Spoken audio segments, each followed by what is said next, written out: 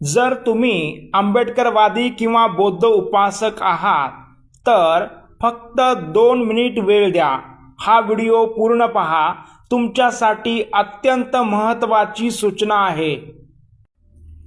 जी भारतीय जनगणना 2021 मध्ये होणार होती ती कोरोनामुळे होऊ शकली नाही.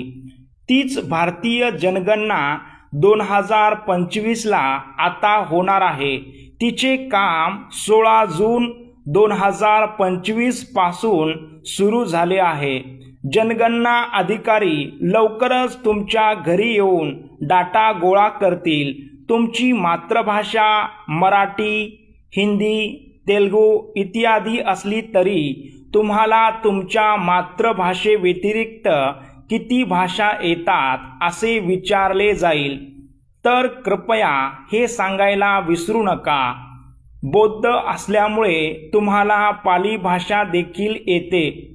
जरी तुम्ही दररोज पाली भाषा बोलत नसलात तरी.